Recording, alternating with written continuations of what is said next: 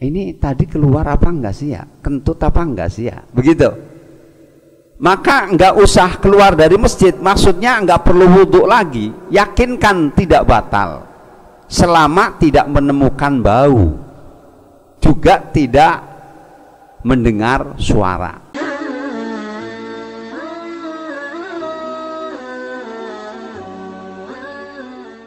Hadis yang ketiga ini menunjukkan bahwa madhi ini menjadikan batalnya wudhu.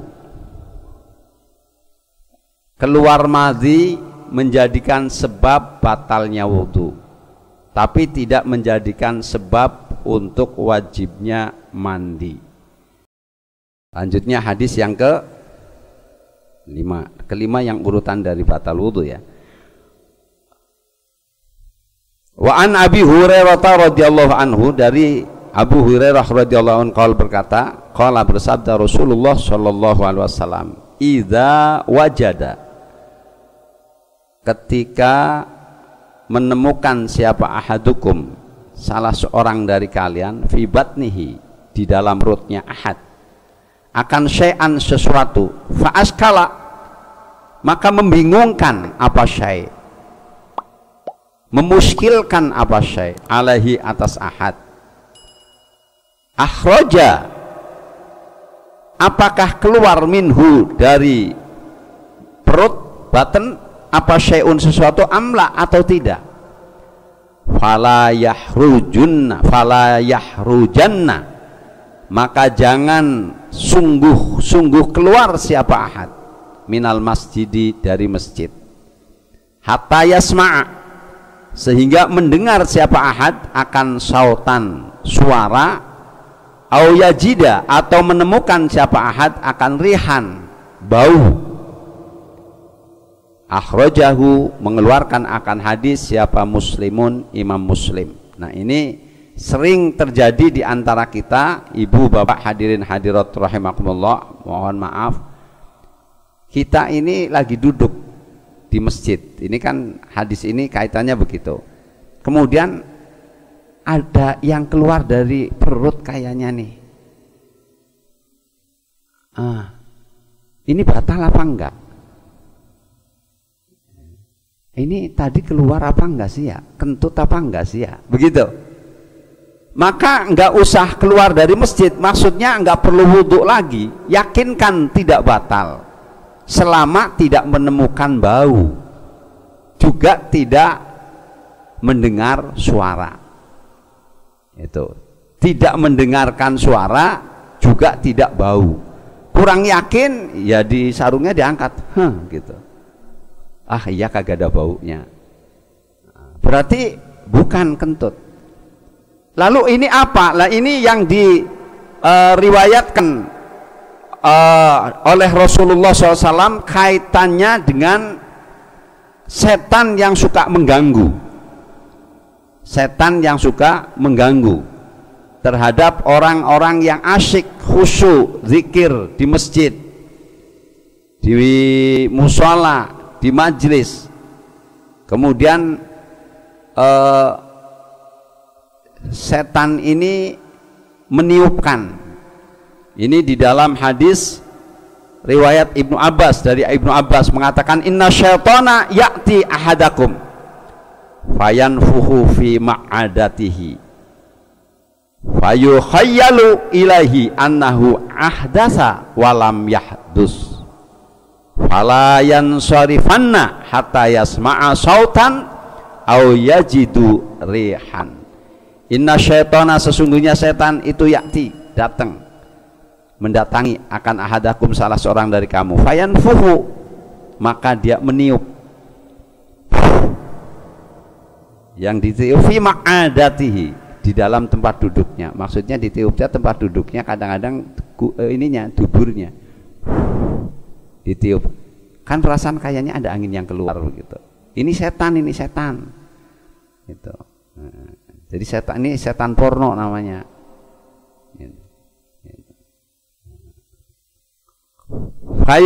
Fayukhayyalu ilahi. Nah, dari setan udah begitu kemudian menimbulkan hayalan, kepada orang yang ditiup, apakah itu berhadas atau bukan ya? Maka di sini dikatakan falayan sorifanna ahada hatta yasma'a sautan. Falayan sorifanna hatta yasma'a sautan. Janganlah kalian berpaling, maksudnya jangan kalian percaya sampai mendengarkan suara atau mendapatkan bau kentut yang meyakinkan. Jadi standarnya dua. Kadang-kadang di dalam sholat, bukan saya duduk lagi sholat perasaan kok kayaknya ada yang pes-pes begitu, ini batal apa enggak? Batal apa enggak? Sengaja setan menimbulkan was-was. Lalu bagaimana? Yakinkan saja, kalau enggak ada baunya, enggak ada suaranya, itu perbuatan setan. Kadang-kadang di sholat, kadang-kadang nggak di dalam sholat, lagi duduk, lagi asik zikir, kok kayaknya ada yang keluar, ini kentut enggak? Itu. Jadi makanya kalau untuk meyakinkan, angkat dikit sarung, ketabin, gitu. Itu. Agak ndungkluk dikit, sedot dikit, nggak ada bau. Enggak, maksudnya kalau mau meyakinkan gitu loh, bukan jorok. Daripada ragu-ragu terus, ya kan? Suaranya nggak ada, suaranya nggak ada. Tapi kalau udah ada suaranya, bau kagak bau ya batal. Udah ada suara kok. Itu. Terus ngomong itu tetangganya, enggak, saya nggak dengar suaranya. Tetangganya bilang saya bau, iya. Yang tetangga, saya nggak dengar suara kentutnya. Itu. Yang belakangnya, saya dengar suara kentutnya, tapi baunya enggak. Ini yang dipercaya yang mana? Ya, yang dua sudah kuat, dengar suara, yang sini dengar bau. Yang dia enggak dengar suaranya tapi juga enggak bau, jangan dipercaya. Kenapa? Karena dia semi bolot dan lagi pilek, hidung mampet. Ya, begitu. Kan kadang-kadang begitu kan. Jadi ini dalam konteks persoalan wudhu. Gitu. Makanya ibu bapak hadirin hadirat rahimakumullah, kalau ada yang mengatakan kentut nggak membatalkan wudhu, ini parah, karena hadisnya sahih bahwa kentut itu menyebabkan batalnya wudhu. Tapi urusan kentut jangan dianggap enteng, tapi juga jangan dianggap berat, normal-normal aja. Jangan juga ditahan kalau mau kentut, ya. Jangan juga ditahan mau kentut, jangan juga dilepas. Normal aja, standar. Sebab kalau dilepas bunyinya gitu. Ini bikin malu. Ya, yang malu bukan yang kentut, yang denger. Ya. Jadi standar. Ditahan nggak boleh. Kenapa? Bisa sakit perut. Kalau mau kentut ditahan, akhirnya nggak keluar, itu kan angin. Karena selama ini yang selalu disalahkan, saya lihat kasihan saya sama angin. Bentar-bentar disalahin, perut kembung angin, meriang angin. Iya kan?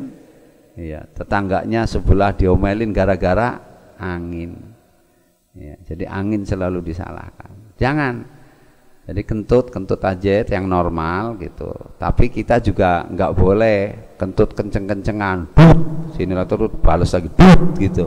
Nah, ini Rasulullah pernah marah karena ada yang berbuat begitu. Rasulullah mengatakan ini perbuatan orang Israel dulu, orang Yahudi. Jadi orang Yahudi itu demen kalau kentut itu kenceng-kencengan suara kentut. Jangan ngikutin orang Yahudi. Ya. Lalu bagaimana dalam Islam? Standar kentut itu sebuah karunia itu. Ya. Karena kalau nggak dikeluarkan menjadi penyakit. Tapi jangan juga seperti Abu Nawas. Ya, dalam pertemuan Abu Nawas membawa muridnya. Abu Nawas kentut suaranya. Jamaah semuanya ketawa. Ini muridnya ngomong, ya Mullah, wahai guru, ini orang-orang mentertawakan engkau. Abu Nawas nanya, nertawain apa? Kentutmu tadi. Abu Nawas jawab, enggak. Dia enggak paham kentut saya. Kentut saya itu bahasanya bahasa Basroh. Jadi dia nggak ngerti. Dia bukan orang Basroh. Jadi nggak paham. Dia lagi ngetawain yang lain. Oh begitu guru. Iya. Oh ya sudah. Masa kentut ada pakai bahasa? Kentut Jawa, kentut Sunda begitu kagak ada. Cuma Abu Nawas memang paling pintar cari alasan. Itu. Ya. Jadi urusan kentut ada riwayat hadis. Ini buat pelajaran kita. Kalau ada yang kentut, jangan bikin dia malu. Dia sudah nahan kentut, itu sudah perjuangan. Bukan cuma perjuangan, karena dia di dalam hatinya, ya Allah kentutnya jangan suara ya Allah. Berarti perjuangan dan doa. Makanya perjuangan dan doa itu penting. Berjuang, berjuang. Harus disertai doa, perjuangan dan doa. Ya, harus jangan kita bikin dia malu. Dia sudah bertahan. Iya, makanya ibu bapak hadirin hadirat rahimakumullah, pernah terjadi. Ya, suatu hari, suatu waktu ada sahabat yang kentut. Ini habis sholat maghrib duduk-duduk masih setelah dengerin tausiahnya Rasulullah, setelah zikir-zikir. Dari maghrib ke isya kan sedikit, sebentar. Iya kan? Ini sahabat begitu dah. Ada yang bau nih. Siapa nih yang kentut nih? Bau nggak? Bau. Siapa yang kentut nih? Orang yang kentut diem aja. Rasulullah ngeliat begitu tahu. Ini sahabat lagi ribut-ribut urusan kentut. Ini sahabat yang kentut itu sengaja ditahan supaya nggak bunyi karena malu. Ternyata ada juga yang selonong, baunya tetap nggak bisa ditahan. Oh, nahan bau kan nggak bisa. Udah begitu, sahabat yang duduk-duduk bareng di situ nggak ada yang pilek, nggak ada yang hidung tersumbat. Jadi bau semua. Ribut-ribut, Rasulullah diem-diem aja. Rasulullah nggak mau ada sahabatnya dipermalukan juga. Ini menjaga, itu akhlaknya Rasulullah. Kemudian begitu sahabat yang lain nanya, kagak ada yang ngaku. Ada sahabat yang cerdas lagi. Biarin aja nggak ngaku nggak apa-apa. Bentar lagi kan waktu isya. Kalau nanti waktu isya udah wudhu, dia yang kentut. Waduh sahabat, waduh ketahuan dah. Udah diumpet-umpet ketahuan. Apa? Begitu waktu sholat datang, Rasulullah mengatakan, wahai para sahabat, saya mau wudhu walaupun saya belum batal. Karena wudhu, tajdidul wudhu, padahal belum batal, itu pahalanya 2 kali lipat wudhu. Akhirnya Rasulullah menuju ke tempat wudhu. Wah, sahabat semuanya wudhu semua. Akhirnya yang kentut, alhamdulillah aku juga wudhu. Aman. Nah, itu. Jadi ini akhlaknya Rasulullah. Tidak ada satupun makhluk, bukan orang lagi, makhluk yang bisa menandingi Rasulullah Shallallahu Alaihi Wasallam. Itu begitu dahsyatnya. Makanya memandang Rasulullah dengan pandangan mahabbah, nadhrul mahabbah, itu pun menjadi jaminan dia masuk surga. Orang melihat wajah Rasulullah tapi dengan pandangan cinta, itu akan menjadikan dia masuk surga. Ketika ular itu mendengar Allah Subhanahu wa ta'ala mengatakan, siapapun yang melihat kekasihku, nabiku, rasulku, al-Mustafa Muhammad sallallahu alaihi wasallam dengan pandangan mahabbah, maka dia akan masuk surga, terselamatkan dari api neraka. Ini ular dengar.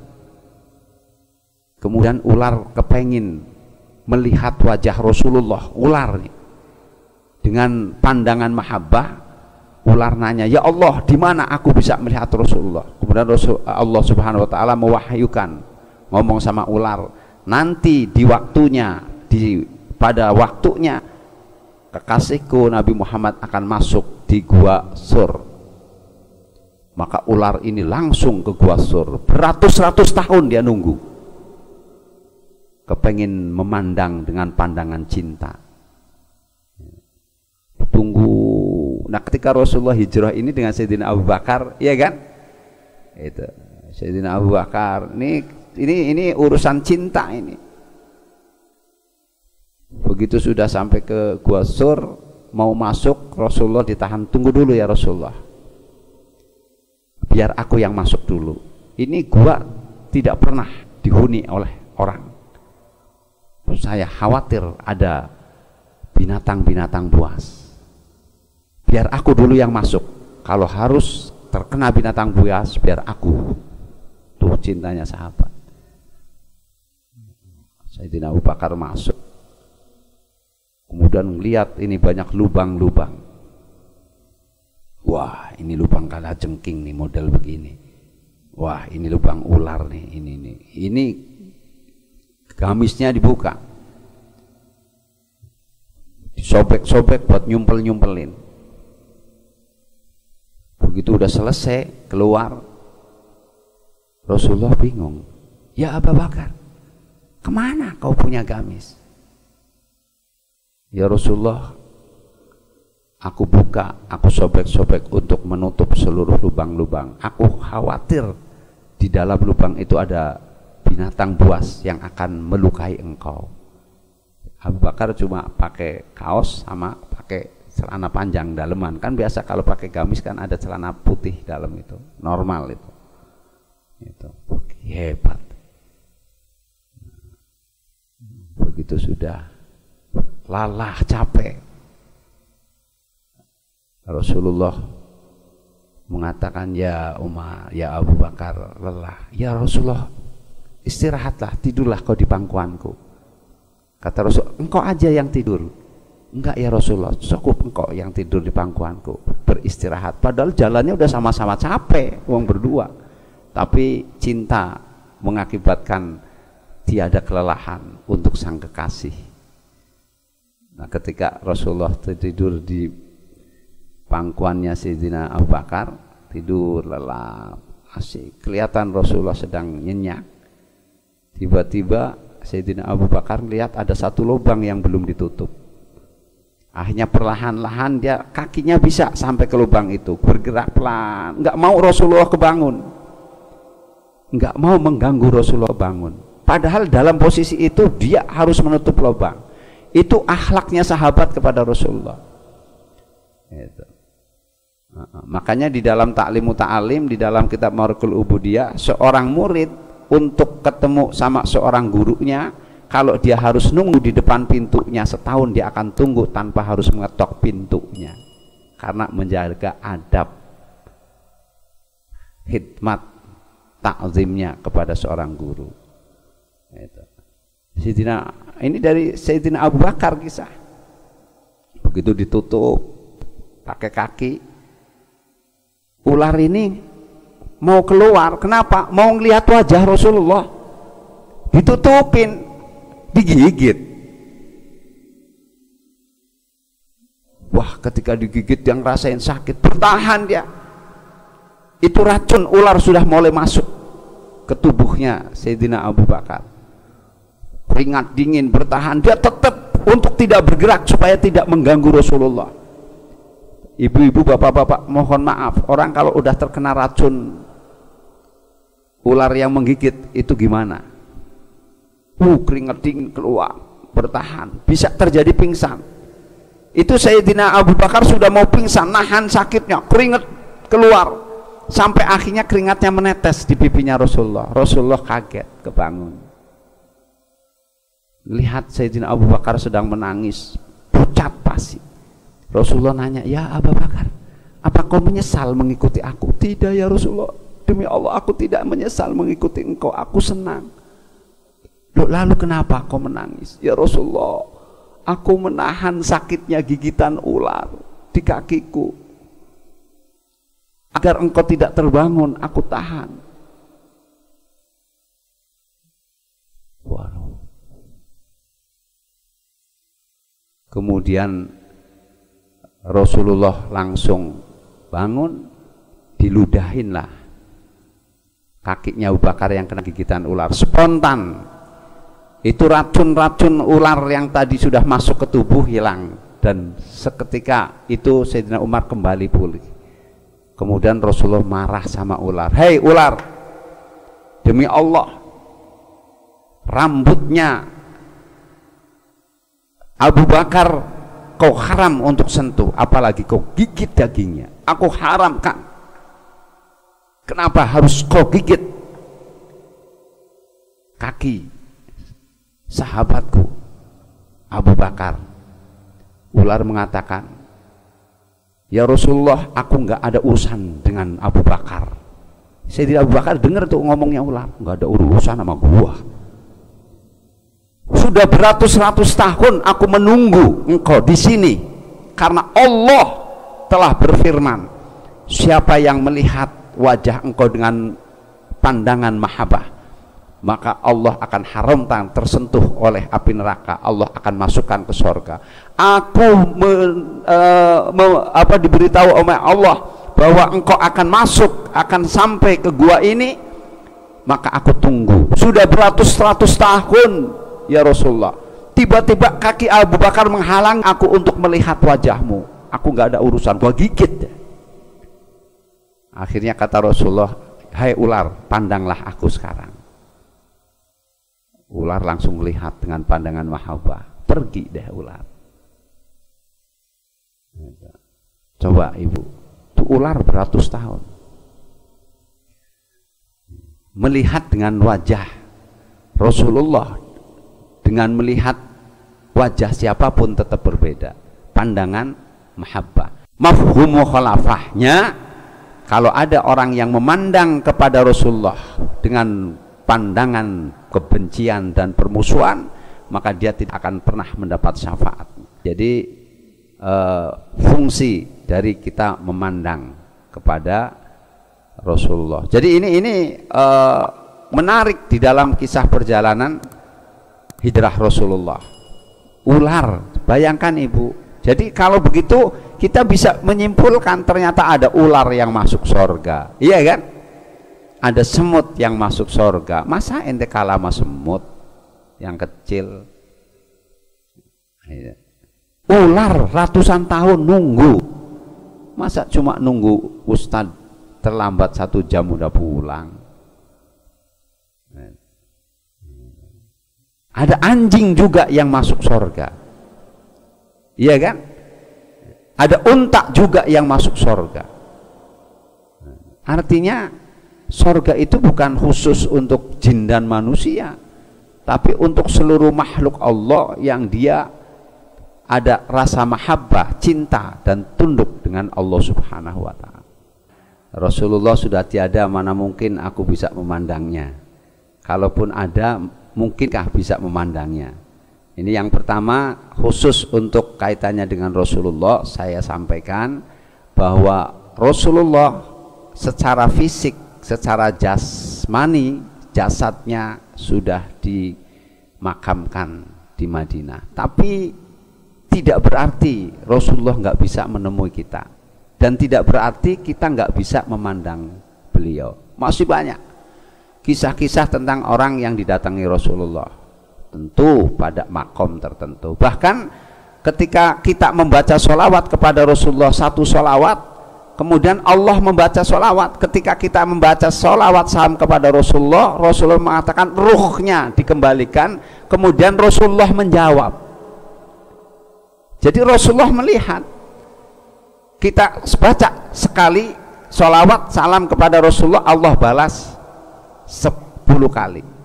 Nah, kalau kita bisa baca beratus-ratus kali, ribuan kali, setiap saat Rasulullah bisa melihat kita, lambat laun tanpa kita diminta, Rasulullah yang akan menemui kita. Ini untuk kepada Rasulullah. Kalau kita membaca sholawat kepada Rasulullah, Allah membaca sholawat kepada kita 10 kali. Sebetulnya sholawat Allah kepada kita sekali sudah cukup. Ketika Allah memberikan sholawat kepada kita, berarti memberi rahmat kepada kita, pastilah kita akan menjadi orang yang baik. Ketika Allah memberikan salam kepada kita, kita diberikan keselamatan. Tidak ada keselamatan yang lebih baik daripada keselamatan yang Allah beri. Nah, lalu untuk melihat, memandang para aulia ussalihin, para ulama ul amilin, yang ini juga dikedudukan oleh Rasulullah sama dengan memandang Rasulullah, tentu dengan pandangan mahabbah. Bagaimana pertanyaan Ustaz tadi kalau kita melihat foto-foto gambar-gambar itu? Ada yang menarik ibu bapak saudara. Jadi ada kisah, ada gambar-gambar wali dengan nama-namanya. Kemudian orang ini melihat, memandang. Ini gambar-gambar ini bukan di rumahnya. Ketika dia sedang berkunjung bertamu, dia lihat para wali. Nama-namanya, dengan membayangkan cuma nama-namanya. Dulu belum ada foto-foto. Kemudian dilihat kagak ada nama dia. Memang dia bukan wali. Kemudian dia dalam pandangan matanya dengan cinta melihat tulisan-tulisan nama wali-wali ini, dia di hatinya mengatakan, ya Allah, memang aku tidak termasuk dalam deretan nama-nama wali-walimu yang ada di sini. Tapi ya Allah, tulislah aku ya Allah di sisimu, bahwa aku termasuk orang-orang yang mencintai para wali-walimu ini ya Allah. Nah, dia dengan pandangan mahabbah terhadap tulisan nama-nama wali ini, dengan dia mengembalikan kepada Allah. Wakilah dalam riwayat ini kemudian Allah memberikan isyarat melalui mimpi bahwa aku masukkan di dalam kelompok para wali-wali Allah. Jadi Allah yang memasukkan karena cintanya. Itu pandangan mahabbah. Nah, bagaimana kalau yang sekarang kita foto-foto ada para ulama, para aulia di rumah-rumah kita? Ingat saya dengan keterangan Syekh Muhammad bin Syekh Ali Basalamah,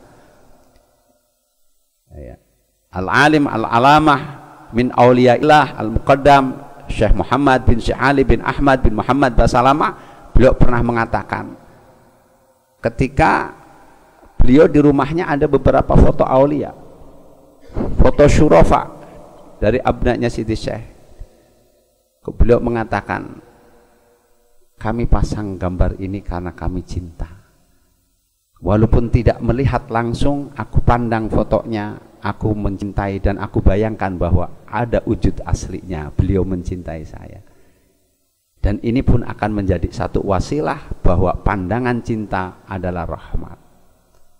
Karena apa? Ini foto-foto yang kami pasang adalah foto-foto para aulia. Ini jawabannya begitu, Ustaz. Jadi ini jawaban yang saya sampaikan, justru jawaban ketika itu Syekh Muhammad mengatakan itu. Nah, sejak itu saya banyak memasang foto-foto para aulia, para ulama usholihin. Nah, oleh karenanya jangan pasang rumah kita dengan foto-foto bukan aulia ilah, tapi aulia utohud, wali-wali setan di rumah kita. Ya wali-wali setan ya artis-artis yang pakaiannya seronok, apalagi ketika nazak mau sakaratul maut, ruh mau dijemput, itu mesti ditutup-tutupin, itu penghalang malaikat untuk lebih lancar mencabut nyawa. Jadi begitu. Baik, ini Pak Rojali minta lebih detail, lebih jelas tentang persoalan mahram. Jadi begini, mahram itu kaitannya dengan nadhar, dengan memandang. Jadi pandangan laki-laki atau perempuan yang bukan mahram, begitu. Ini dibagi, yang pertama sejenis, laki sama laki, perempuan sama perempuan, saling melihat sejenis. Itu auratnya tetap baina surah wa rukbah, antara pusar dan lutut. Yang kedua, lain jenis, mau laki melihat perempuan atau perempuan melihat laki, maka auratnya untuk laki-laki tetap baina surah wa rukbah walaupun di depan wanita. Tapi untuk wanitanya itu likulli badan, di luar sholat seluruh badan. Nah, kemudian saya tadi kerucutkan untuk di Indonesia, di dalam sholat sama di luar sholat itu sebagian ulama menyamakan. muka, wajah sama telapak tangan tidak dihukumin aurat. Dan tapi memandangnya ini kalau tidak ada muamalah syar'iyah nggak boleh. Jadi kita memandang perempuan, oh yang jual perempuan, dia pakai busana muslimah, pakai jilbab. Kemudian kita nanya, gula sekilo berapa mbak? Kan ngomong itu ngeliat wajahnya, itu boleh dalam muamalah. Tapi kalau nggak ada hajat nggak boleh. Ada perempuan lewat nggak ada hajat kita ngeliat, haram. Ayo, nggak ada hajat, nggak ada keperluan, ngapain pakai ngeliat? Nah kalau ngeliat begitu saya tanya ngitik-ngitik, kan cakep, lebih cakep daripada istrimu, terus gimana? Karena setan itu selalu berada pada pandangan mata, busur setan diletakkan di pandangan mata laki dan perempuan. Jadi kalau nggak ada hajat, bahkan mohon maaf ibu-ibu, bapak-bapak, hadirin hadirat rahimakumullah, di berbagai negara atau di Indonesia yang pegangan madhab syafi'inya kuat betul, itu kalau ngajar dengan lain jenis itu ada hijab, ada satirnya. Jadi kalau yang misalkan saya kan ngajar ada ibu-ibu, itu saya ngajarnya di belakang satir di sini. Ini yang saklek betul. Walaupun tetap ini bagian dari muamalah, boleh laki melihat perempuan ketika lagi ngajar, tapi pandangannya ada kepentingan, ada hajat. Kalau lagi nggak ada hajat ya lihat aja lagi di kitabnya. Kalau lagi ada hajat, ada yang nanya ibu, kan lihat, masa ada yang nanya ibu begitu, kan begitu. Ya itu ini batasan. Nah lalu bagaimana pandangan terhadap suami istri? Nah ini kan tadi. Nah kalau suami istri auratnya itu hanya dibatasi kepada bukan baina surah warukbah, antara anu dan anu. Ya ini kan persoalannya malu apa enggak. Tetap walaupun enggak haram kan ada rasa malu. Kadang-kadang rasa malu mengalahkan hukum. Karena apa? Malu itu persoalan akhlak. Iya kan? Itu. Malu itu kan persoalan akhlak. Suami istri, padahal sudah suami istri. Mohon maaf ibu, kenapa ibu-ibu kalau habis mandi pakai anduk, begitu mau ganti pakai pakaian, ada suaminya masuk ke kamar, ibu langsung belok begitu. Kenapa kok enggak? Karena enggak haram ini terus pah gitu, ngetek begitu. Enggak, kenapa? Karena ada rasa malu tetap. Dan malu inilah kunci sebagai manusia, karena dinamakan manusia ya karena ada sifat malunya itu. Makanya malu al-haya'u minal iman. Kalau udah nggak punya malu ya udah kayak binatang. Jadi kaitannya itu aja.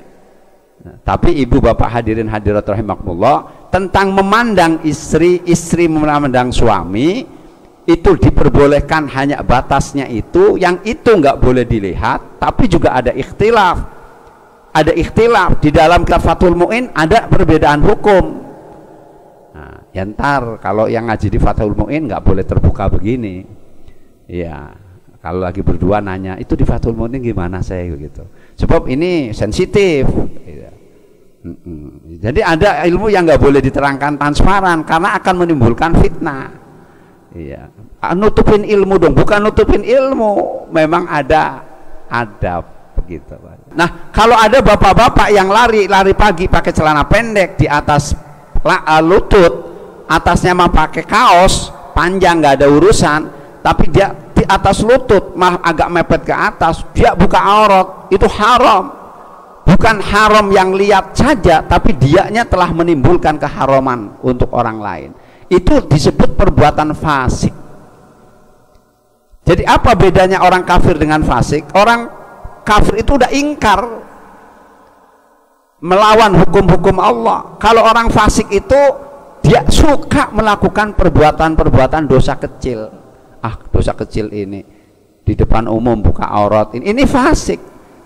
Nah kalau orang fasik ada ketentuan hukum. Makanya Rasulullah di dalam hadisnya, buka di dalam kitab Riyadhus Shalihin di bab hibah, itu Rasulullah mengatakan la hibata li fasik, tidak termasuk hibah ngomongin orang fasik.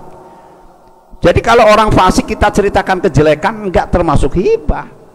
Ini ustadz lagi hibah loh. Hibah di mana? Dia fasik. Kalau orang fasik diceritakan nggak termasuk hibah.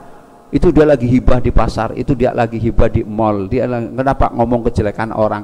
Yang diomongin orang fasik, apalagi kafir, tidak termasuk hibah.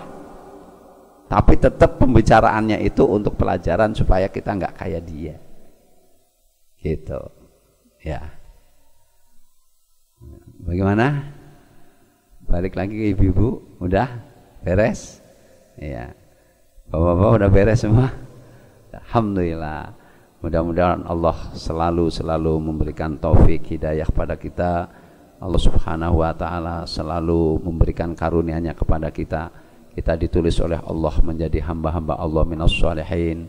Kita mudah-mudahan ditaruh oleh Allah di dalam hati kita rasa mahabbah, rasa cinta yang penuh kepada Allah, kepada Rasulullah, dan kepada para auliaillah.